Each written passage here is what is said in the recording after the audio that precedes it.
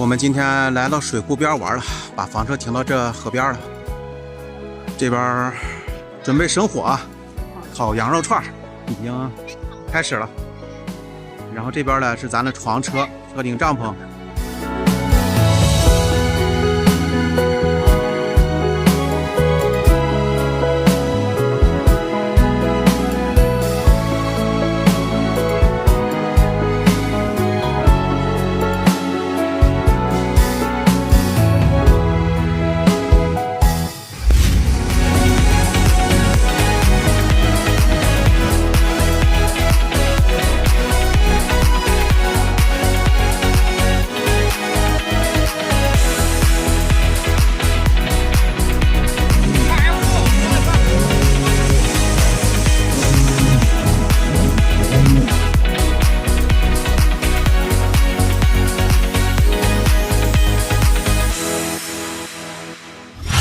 玩了一天，我们决定用美食犒劳自己。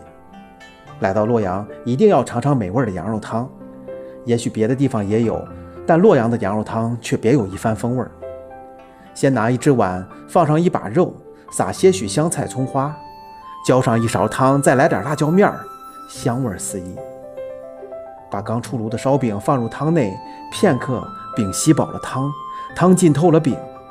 把饼送入嘴中，轻轻一嚼，软软的，筋筋的，浓香的汤汁顿时溢满全口，微咸、微甜、微辣、微热，爽快。到车里边的朋友们，有房车还是很舒服了，洗了个澡，换了身衣服，感觉干爽了很多。也是第一次玩摩托艇啊，之前去海南三亚可能也付费玩过，它只是在那个海的旁边啊，简单的一玩。今天可不一样，公司专门拖过去了一辆摩托艇啊，我深刻的去体验了一下。当然自己没有骑，主要一个原因我是要拍视频，你知道吧？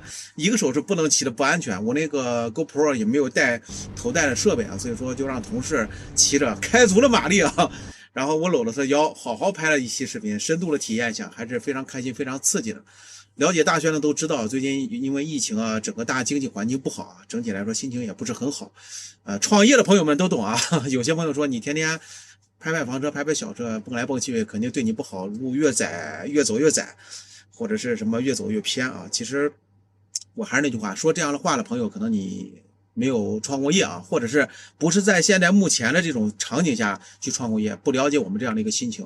4月份好像都死了4000多家 4S 店吧。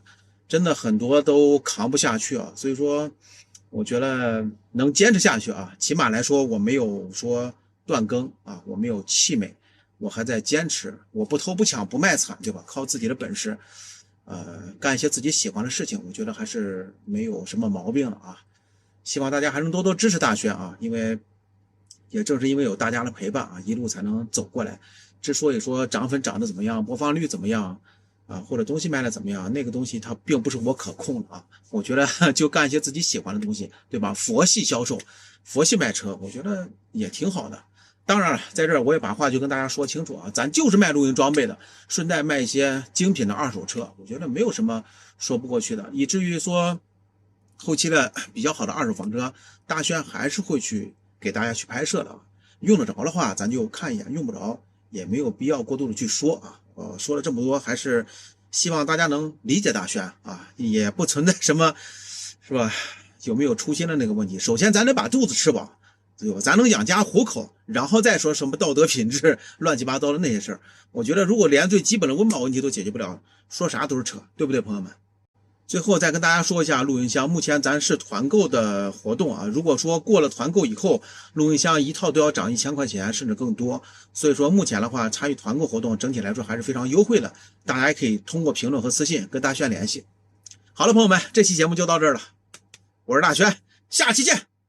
我只想躲在这里，躲在这里放空自己。